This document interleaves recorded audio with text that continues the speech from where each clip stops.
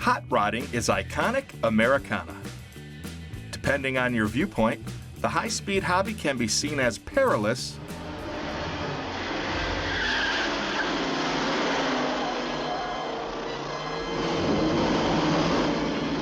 or playful.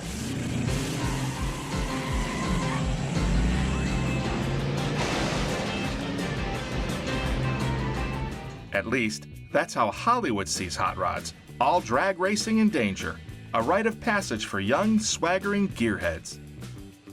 That's not exactly the life of one of Central Illinois' biggest hot rodders. One of the area's most renowned hot rodders is 85 years young and still putting together mean street machines. I like tearing stuff apart and fixing it, making sure I could make it work, and you know, it just became a hobby from there on. I mean, I've done it my whole life, and I still enjoy it. As a teen, he got bit by the speed bug when he bought a 1954 Sears Allstate scooter. And I extended the frame and put a Harley motor in a scooter, and didn't realize how fast it was until I tried it. I headed up to 60. I was afraid to drive it any faster at that time. I bought a helmet. It was actually a football helmet that I bought when I was at Woodruff High School, and I wore the football helmet when I was riding my scooter.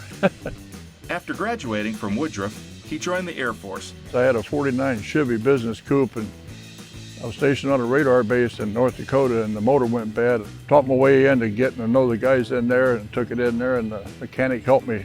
We tore it down and rebuilt it in the motor pool, and I put it back in. And that was the beginning of becoming a passion for me to play with cars.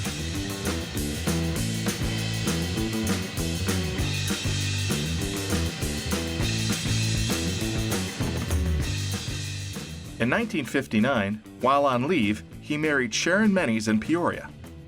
After his discharge in 1962, he returned to his hometown, where the couple raised 2 sons. He expanded his car hobby, which his wife enjoyed on the open road. My wife was my biggest supporter. My wife was my best friend, and she was my wife was a saint. And she supported everything I did. Now, we did a lot of traveling together over the years. Over the decades, Phelps has worked on 300 cars. In dollars and cents, for cars, parts, and labor, how much has he invested? Probably millions of dollars. Many of the projects have been rebuilds for others. He doesn't race, but he does like speed.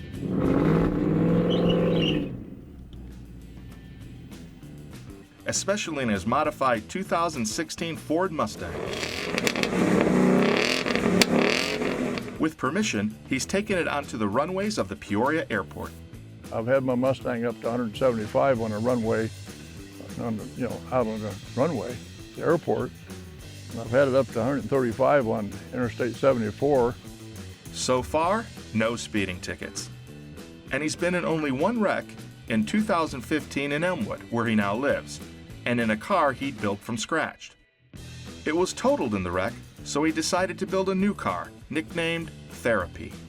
Well, I went through a lot of physical damage and a lot of mental damage because of the accident. This was to kind of get myself motivated to get up and get moving again.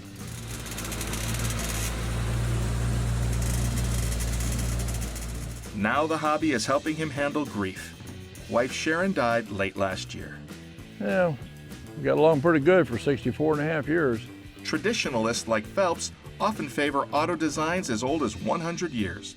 Well, the younger guys, the guys probably from 60 on back, the new hot rods to them are the Hondas and the Subarus and the Toyotas. They like these store-bought muscle cars, and you can do all kinds of things with them to make them fast. And they got all kinds of cosmetic things to put on, make them look nice. So that younger generation of people don't do the 20s and 30s like I do.